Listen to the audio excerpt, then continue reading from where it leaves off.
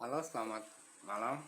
Perkenalkan, nama saya Muhammad Prasetyo dengan NIM 2524101038. Saya akan menjelaskan kenapa di sini saya presentasi sendiri. Nah, saat saya isi spreadsheet udah 3 minggu lalu ya. Nah, saya udah ngisi nama saya di situ.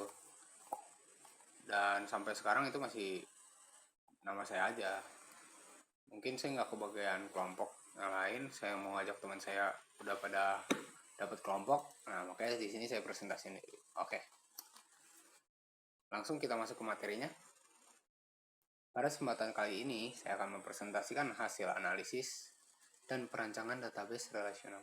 Studi kasus yang saya angkat adalah dokumen fisik berupa nota transaksi bengkel dari bengkel Honda Jaya Raya. Nah, di presentasi ini saya akan membedah proses langkah demi langkah mulai dari modul 1 yaitu mengekstrak entitas dan atribut dari selembar kertas bond hingga modul 2 yaitu merancang aturan relasi dan mengimplementasi ke dalam database fisik agar tidak terjadi redundansi data. Mari kita mulai ke pembahasannya.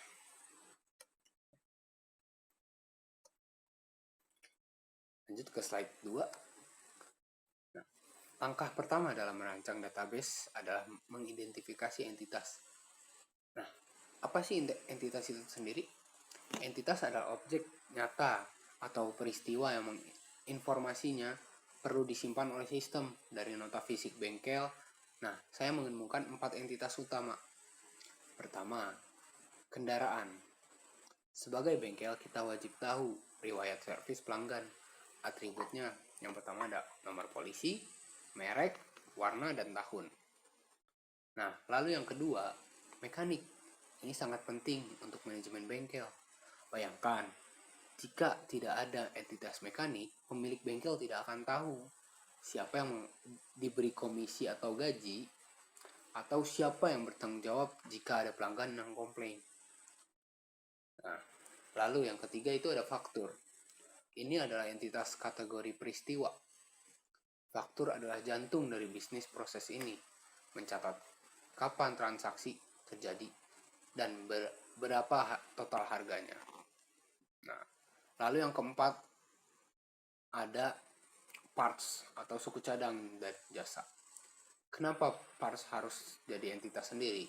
Agar nama oli atau jasa tune up tidak diketik berulang-ulang setiap ada transaksi yang bisa membuat memori database cepat penuh.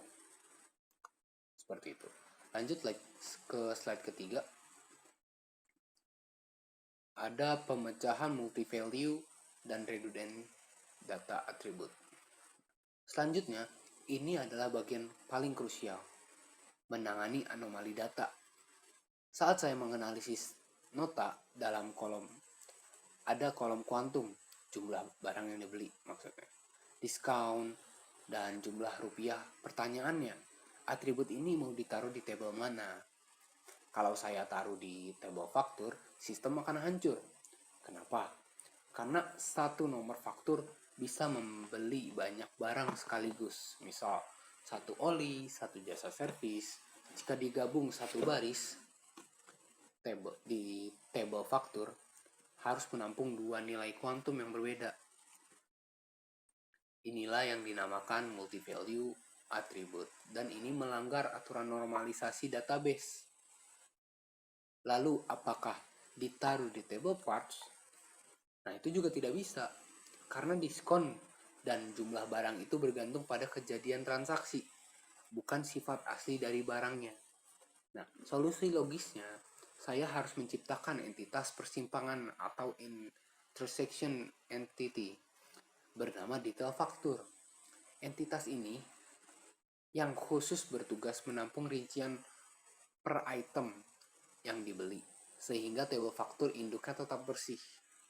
Seperti itu. Lanjut ke slide berikutnya. Oke.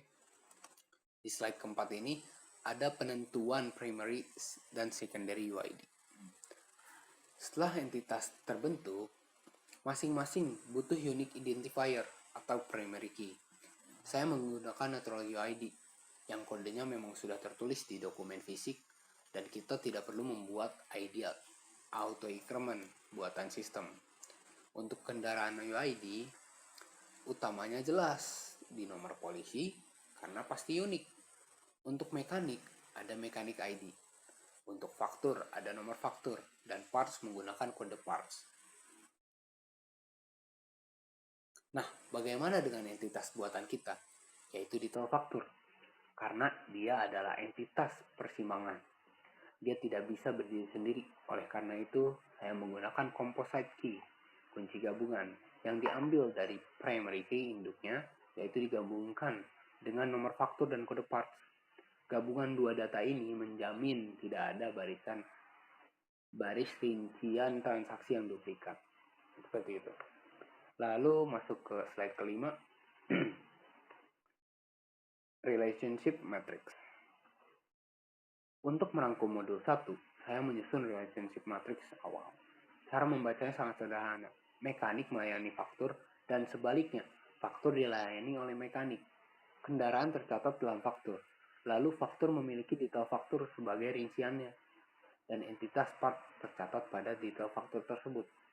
Matriks ini menjadi fondasi awal sebelum kita menentukan aturan yang lebih ketat di modul 2. Mari kita lanjut ke modul 2 di slide ke-6. Nah, penentuan optionally. Di modul 2 kita masuk ke perancangan IRD. Aturan pertama yang harus ditentukan adalah optionally, yaitu apakah sebuah data wajib atau tidak wajib untuk diisi. Nah, mari kita analisis relasi mekanik dan faktur. Optionally adalah tidak wajib bagi mekanik, tapi wajib bagi faktur. Nah, maksudnya seperti apa sih? Apa alasan logisnya? Bayangkan bengkel baru merekrut mekanik baru nih. Data dimasukkan ke dalam sistem. Saat itu ia belum melayani pelanggan satupun. Nah, artinya entitas mekanik sah-sah aja tidak terhubung ke faktur. Tapi sebaliknya, jika kasir mencetak sebuah faktur baru, sistem mewajibkan kasir untuk memasukkan mekanik ID. Nah, kan nggak mungkin kalau misalnya mekanik ini nggak dicantumin ke dalam faktur. Jadi kan nggak ada yang bertanggung jawab di faktur tersebut. Nah, sebuah bond tidak akan valid jika tidak ada penanggung jawabnya. Seperti itu. Logika yang sama persis berlaku untuk relasi kendaraan dengan faktur. Nah, kita lanjut masuk ke slide ke-7, yaitu optionally entitas persimpangan.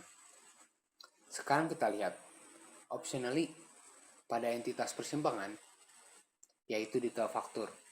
Hubungan parts ke detail faktur adalah tidak wajib bagi parts.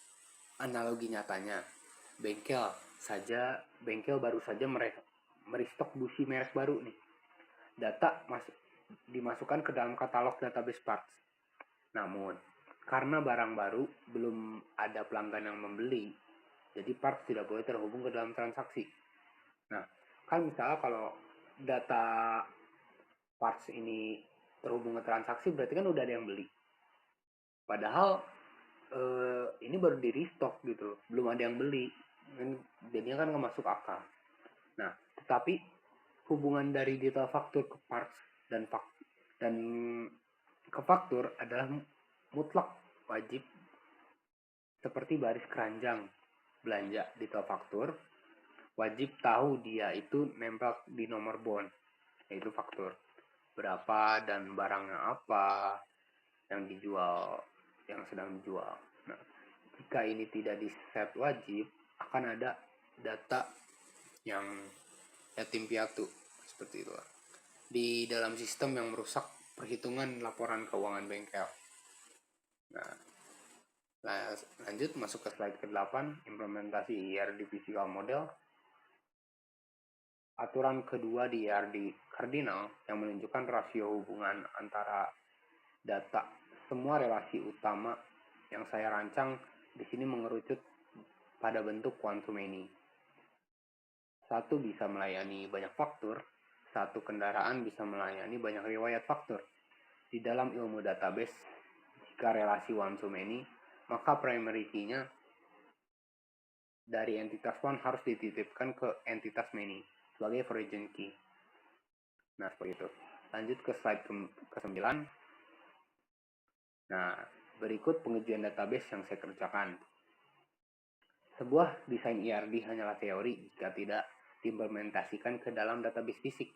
Saya pembuktian, saya telah membuat keempat table tersebut menggunakan DBMS MySQL melalui PHP MyAdmin, persis dengan ERD yang saya buat. Gambar di atas menunjukkan 4 struktur table tersebut. Lalu bagaimana cara kita melihat nota utuh jika data sudah terpencar-pencar menggunakan query bahasa mesin, yaitu SQL select join. Nah, di gambar bagian bawah Anda bisa melihat hasilnya. Saya telah memanggil data dengan query join. Sistem berhasil merangkai kembali pecahan data dari faktur, mekanik, kendaraan, parts, dan detail faktur menjadi satu kesatuan table pada table bond fisik, persis seperti studi kasus awal. Tidak ada redundant data dan tidak ada lagi multi-value attribute. Sistem berjalan dengan efisien. Nah, kesimpulannya dari praktikum ini adalah kunci utama dalam merancang database dari dokumen fisik terletak pada proses normalisasi. Kita harus jeli melihat mana data yang berpotensi redundant dan mana atribut multi-value. Lalu memecah secara logis menggunakan entitas persimpangan dengan ERD yang baik.